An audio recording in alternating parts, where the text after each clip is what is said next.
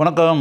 Cine சினி மினி மினி அமர்க்களம் அஜித் கதாநாயகனாக நடித்து எந்த அளவுக்கு மகத்தான வெற்றி படமாக அது அமைஞ்சதுன்னு நமக்கே நல்லா தெரியும். 1999ஆம் ஆண்டு திரைக்கு வந்து மிகப்பெரிய வெற்றியை பெற்ற திரைப்படம் அமர்க்களம். அமர்க்களம் படம் இருக்கு இல்லையா, அந்த படத்தை தயாரித்த பட நிறுவனம் வெங்கடேஸ்வராலயம்.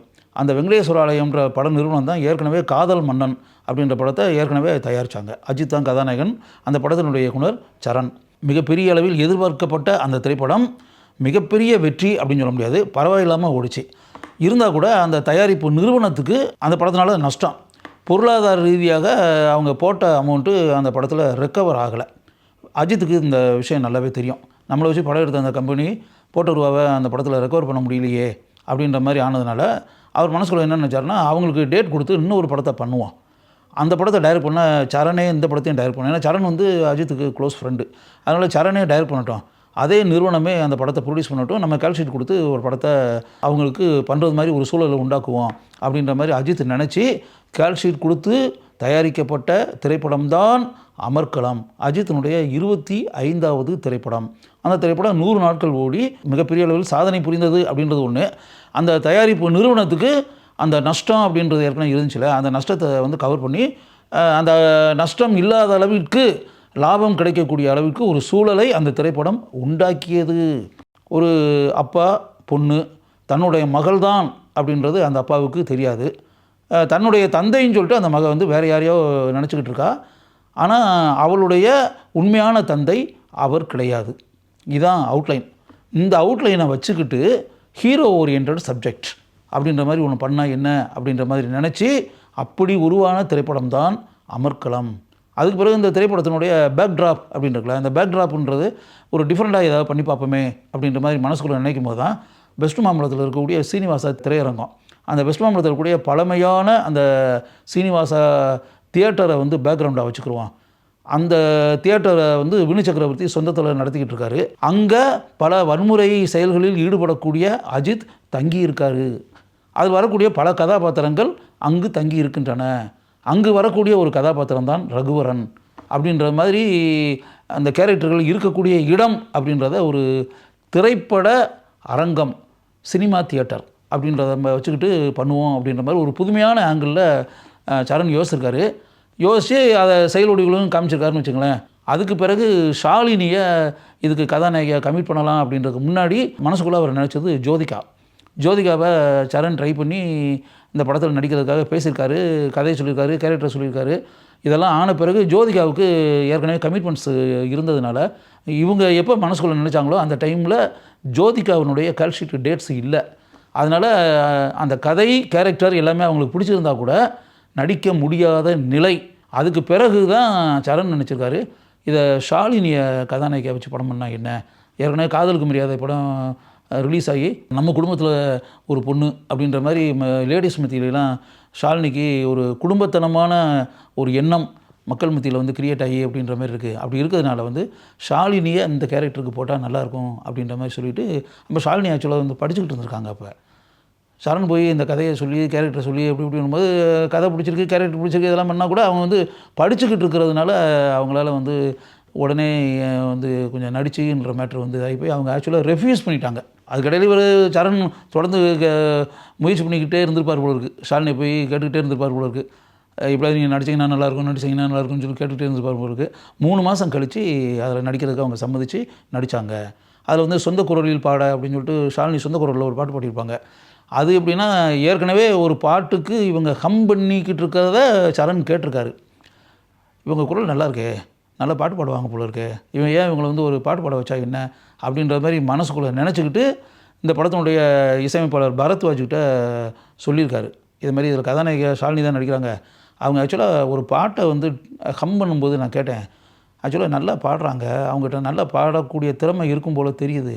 அதனால் நம்ம படத்தில் வந்து ஒரு லேடி சோலோ சாங் இருக்குல்ல, அவங்களே பாட்டு பாடுற மாதிரி இருக்குல்ல, அதை ஷாலினியே நம்ம பாட வச்சா என்ன அப்படின்ற மாதிரி சரண் சொன்ன பிறகு பரத்வாஜ் வந்து ஷாலினியை வர வச்சு பாட வச்சு கேட்டிருக்காரு.